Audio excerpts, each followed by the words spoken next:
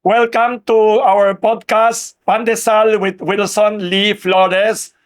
We are now at 87-year-old Kamuning Bakery Cafe, baking happiness since 1939. Today, our topic is very important, very relevant, not only to the economy, but to everybody's lives because housing and real estate is not only a pillar of the Philippine economy, a strong, important catalyst of Philippine economic growth.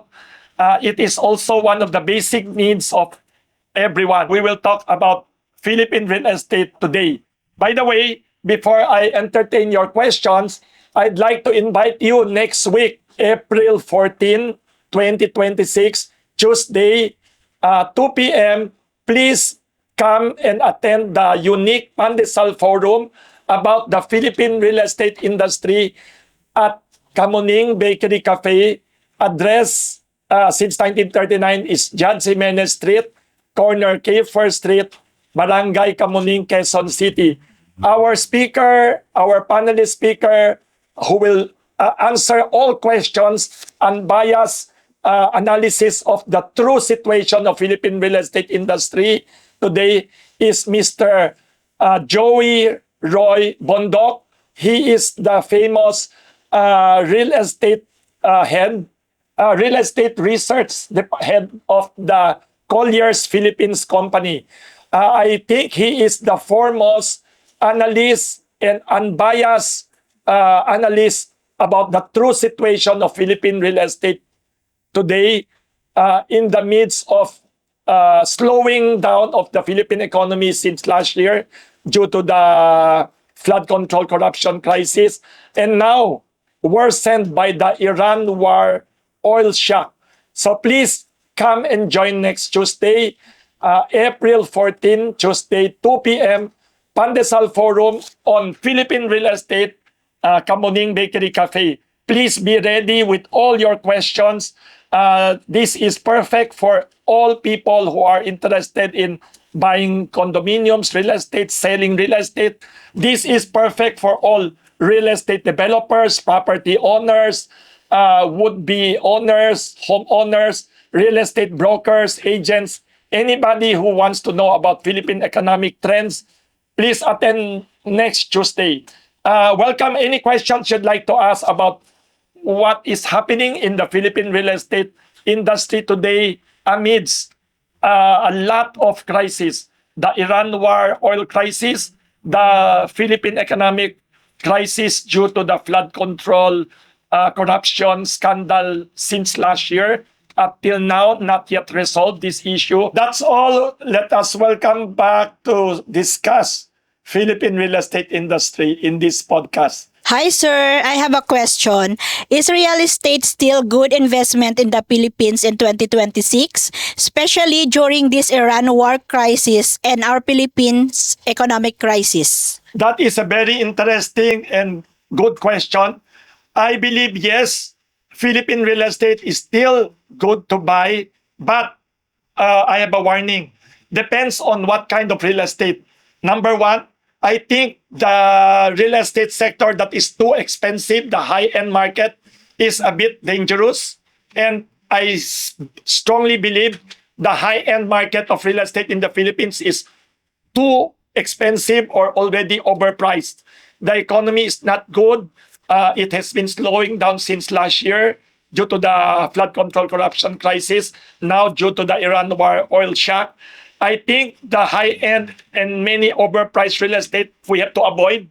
I urge people who want to buy real estate to carefully research, carefully and negotiate every possible real estate transaction.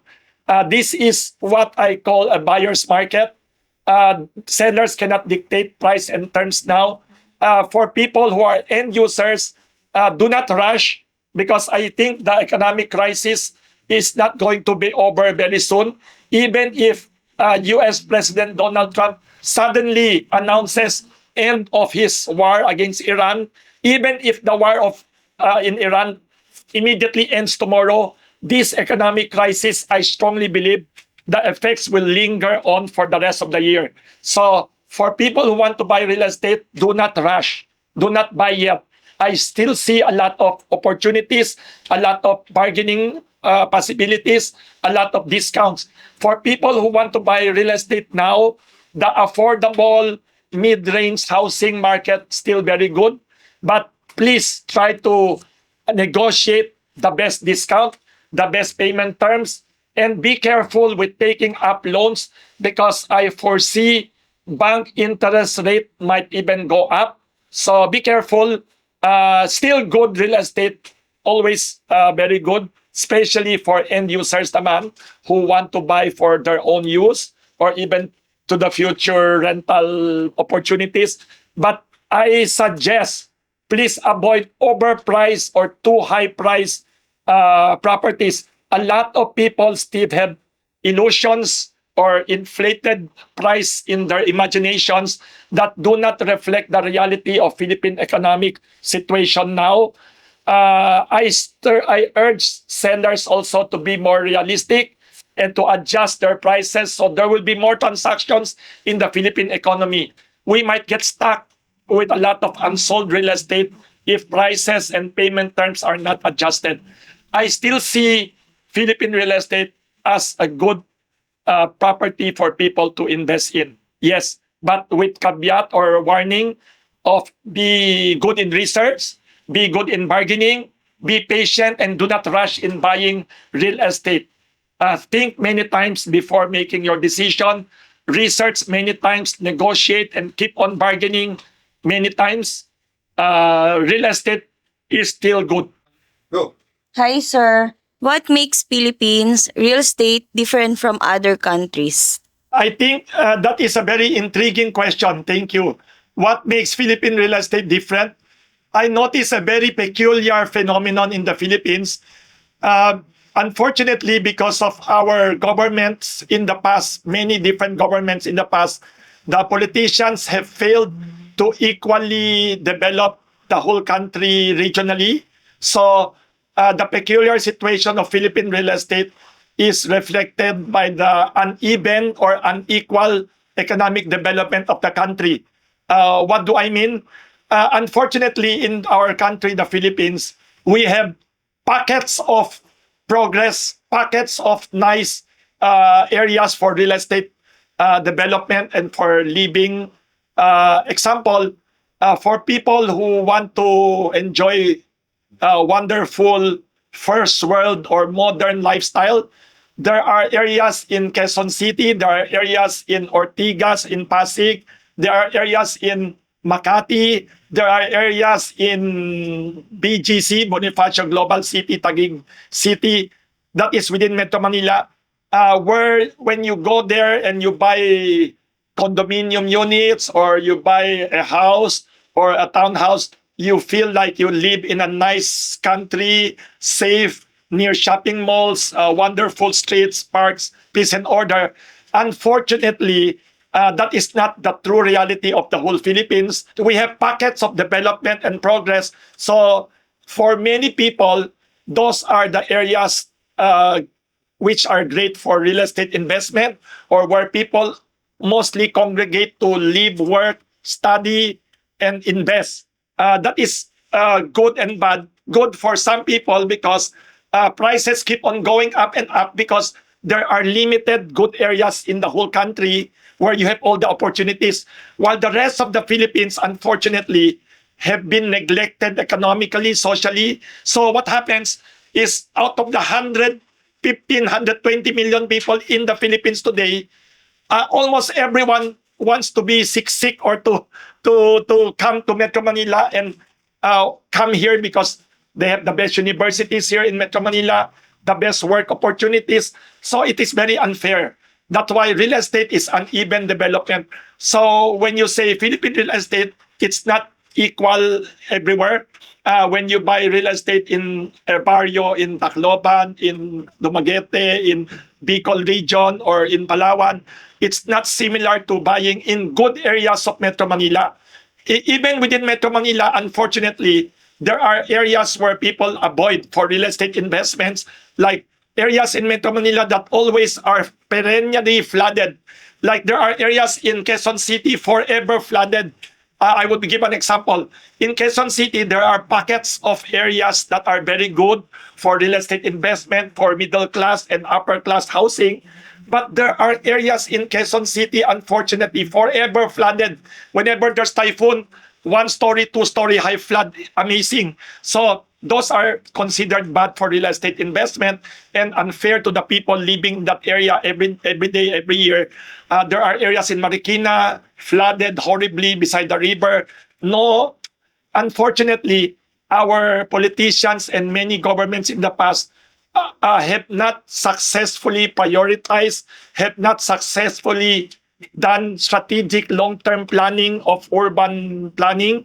So that is, I think, what is peculiar about Philippine real estate. That's why a lot of people, when they say you buy real estate in the Philippines, it is always going to be good in the future, because the supply or areas which are good, safe, and considered more modern are limited still limited. Not everywhere in the Philippines is okay. Example of the contrast, in China or USA, when you have real estate, whether it's in the boondocks or mountains of California, Pennsylvania, or in Missouri, everywhere, there are good highways, there are good universities, there are good job opportunities everywhere. So not everyone in America just living in Los Angeles, in New York, doon lang the only place for good real estate. In China, similarly, the government in China have long-term planning and wants to have equal opportunity for everyone. So not everyone in China go to Shanghai only, to Beijing, Guangzhou, all the major cities only, where you have good schools, good factories, good jobs, while the rest of the country has no train. And in China, amazingly, all the regions, even the very far regions, the regions that are like Maguindanao and Sulu, they have wonderful world-class railway, they have world-class airports, they have great universities and schools, they have export factories and job opportunities. So real estate is dispersed nationwide in places like USA, especially now in China. That is what hopefully in the Philippines we should have. Hopefully our politicians, many of whom unfortunately seem to be myopic, they don't look long term, they don't really want the whole country equal development. Hopefully we should disperse economic development to all regions of the Philippines. Hopefully the Philippines, we will have good trains and railway everywhere, good airports in every province, good schools and universities in every town in the province and islands, and good job opportunities in all regions of the Philippines. So you are asking what is different and unique about Philippine real estate? That is what is, I think, very unique. Unequal, uneven development of real estate areas and opportunities in the Philippines. This very weird situation is good for wealthy people and middle class who have access to real estate in good areas, in the good cities, but unfair to the majority of the people of the Philippines. That's why we have massive housing backlog in the Philippines. Millions and millions of families do not still buy housing because too expensive our real estate in the good areas. Because good areas in the Philippines, very few and limited areas, so the prices are overpriced and uneven. Another country similar to the Philippines, I think, is Mexico and other South American countries, where there are pockets of progress and development in the urban areas, while the rest of the country left behind. Even in Metro Manila, we have all these cities and towns. Even within Metro Manila, the uneven, unequal development is shocking.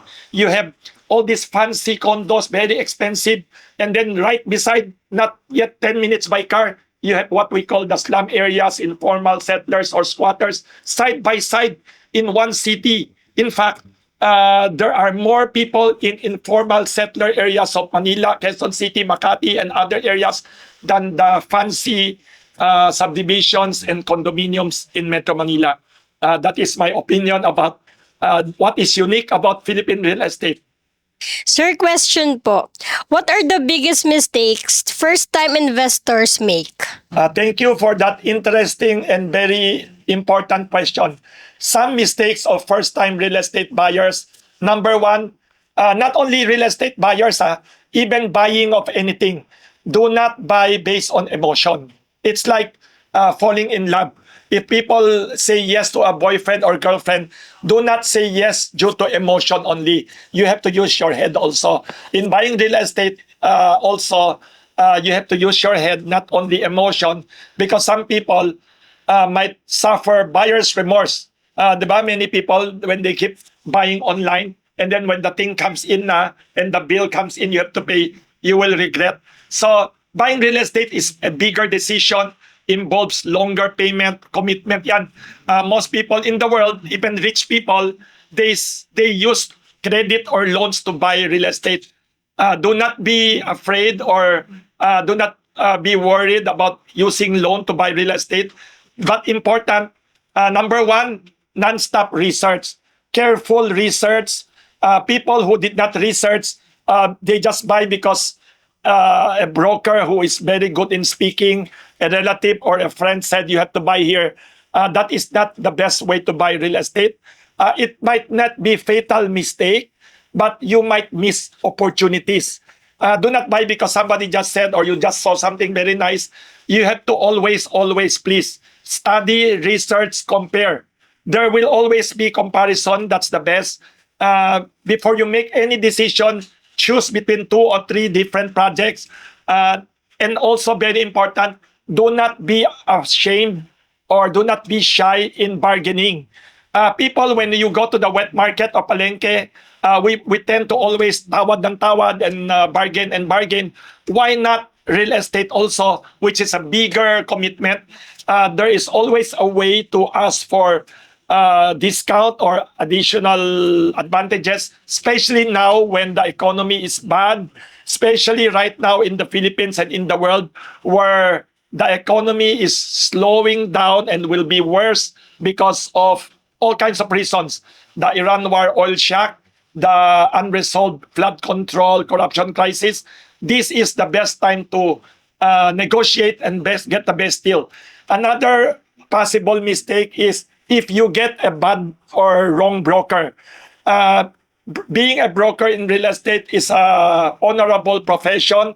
Unlike many years ago, I remember in the 1990s when I was still very young, starting out as a broker, licensing to be a real estate broker was very easy. You just take 1 seminar or 2 seminar, you just pass a simple exam, you just get your broker license. But now, the government, in fairness, the government has improved licensing and professionalization of real estate brokerage as a profession. So you have to take a college course to be a real estate broker. You have to carefully study and you have to pass through more rigorous exam. So the standards are higher. So be careful in choosing a good real estate broker. If you get a bad real estate broker, very few naman, not all, unprofessional, lazy, or uninformed, lack of information, you might be shortchanged or malulugi kayo. You might not get the best deal for your real estate. Do not rush. Buying real estate is like deciding whether you want to get married or not. Do not rush and do not use emotion so that you might not make a mistake, because it's a long-term commitment like marriage. When you buy a house, you don't buy a house every year. You don't buy a house every 5 years. Some people buy a house once in your life. So my advice, avoid mistakes by careful research. Always try to compare. If you already have a nice project or nice lot or nice house you want to loan to buy, please, nothing to lose if you research and go to the competitor or similar area or similar price range and compare. Try to get the best deal from several choices. You will not regret. You have to treat me to free lunch or dinner or breakfast at Kamuning Bakery Cafe, because you will get a better deal, better discount, bigger property, nicer quality property. Another warning, be careful with what kind of developer the property that you will buy from. Some developers have good track records, reputations, reliable. When they promise certain things, it will be delivered. Even ordinary housing project, some people promise there will be a playground, there will be common area. Then when you go there, when the whole project is finished, wala pala playground, no open space, the drawing is fake or something. You can complain. Don't forget, there is a housing government authority in the Philippines, which traditionally should be safeguarding buyers. We in the Philippines, the people are very nice, very friendly, and very long-suffering. We don't have a tradition of complaining. We should have more consumer complaint tradition also. So to force the real estate seller, the housing developer, the condo developer, the subdivision developer to be more honest, to be more careful, to be higher in quality. If not, please complain. So these are some of my tips and suggestions for people. One more thing, when you buy real estate, do not make a mistake of rushing because you have cash, you have a lot of money. Please study also financing options. One suggestion I would recommend, do not neglect our Pag-ibig housing opportunity. Pag-ibig is a government project supposedly to help people buy their own homes or their lot. Many people keep on paying all their lives, 10, 20, 50, 40 years of working, keep on paying, but not using that opportunity. Please study also if you can use Pag-ibig to buy a housing project, a vacant lot in the province. While you are young, you can use it for loan. The interest is lower than bank interest. That is also my advice. Please study all the financing options and do not forget, even banking loan details can be negotiated. Everything can be negotiated. Nothing is fixed in stone. So, especially now with the bad economy in the world and the weak economy here in the Philippines, unfortunately, this is a golden opportunity for people who dream or plan to buy real estate or their first home. This is the best time to negotiate, to research, and to be careful. Hi sir, I have a last question. It is better to buy property or rent in today's market? What areas in the Philippines are currently underrated? Thank you for that very interesting question. That is a very fascinating question I want to discuss because there are different opinions about buying and renting real estate. Many of the people in the world love to buy real estate, especially us Asians.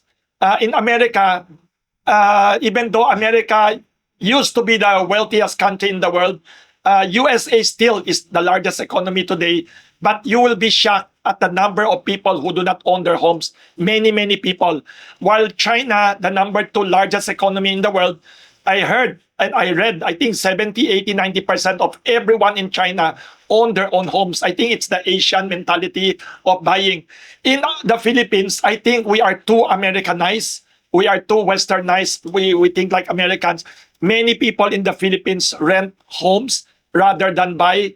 Not only because of that mentality, I think the government, the politicians have terribly failed also in providing support for buying affordable housing. I want to mention like in Singapore also, Singapore is almost like China. Almost everyone owns at least one home.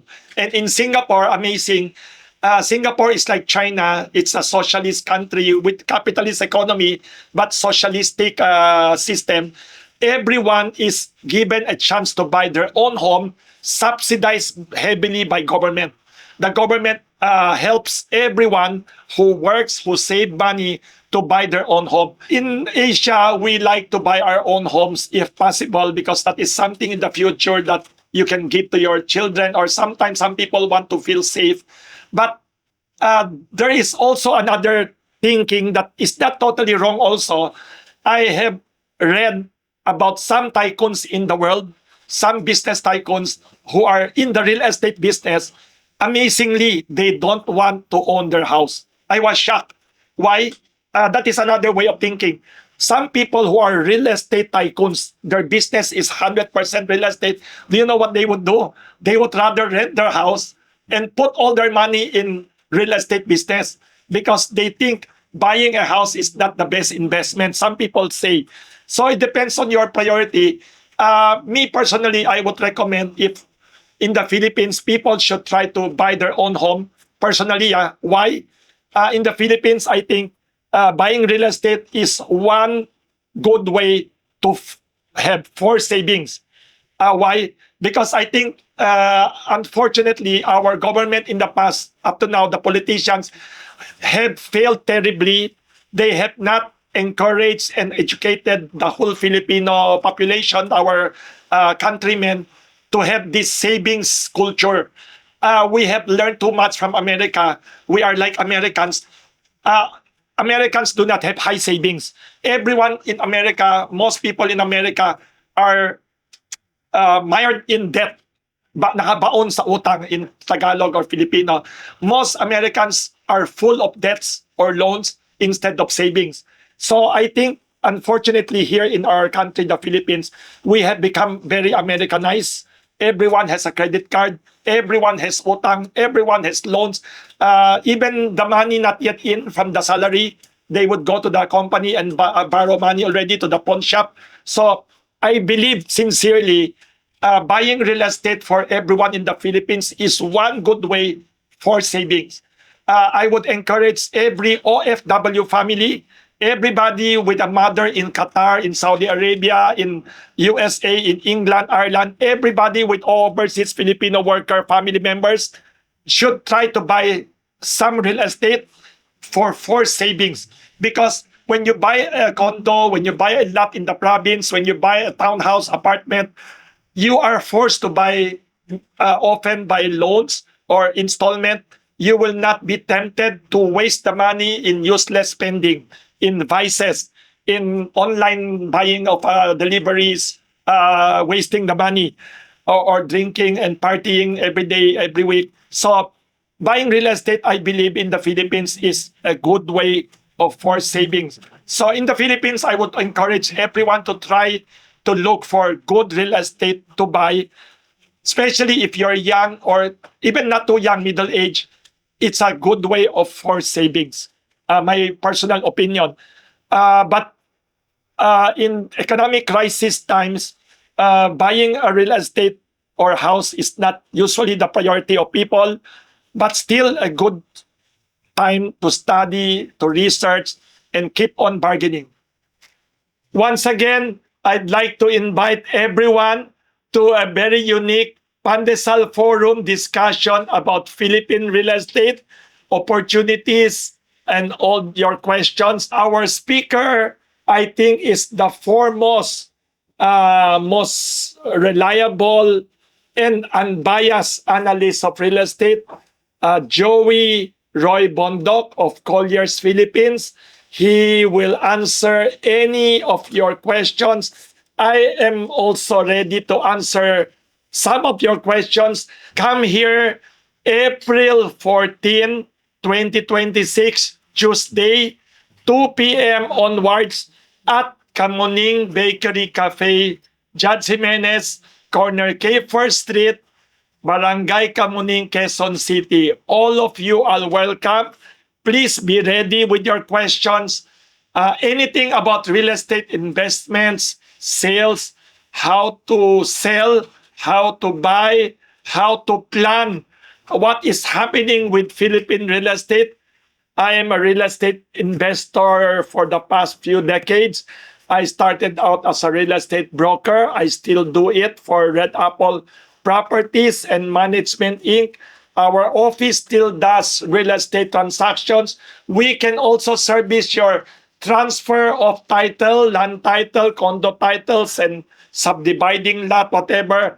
Once again, thank you to everyone for listening to this podcast, Pandesal with Wilson Lee Flores. Please follow and share to everyone. Tell people to follow. And thank you to all the staff and people at Kamuning Bakery Cafe.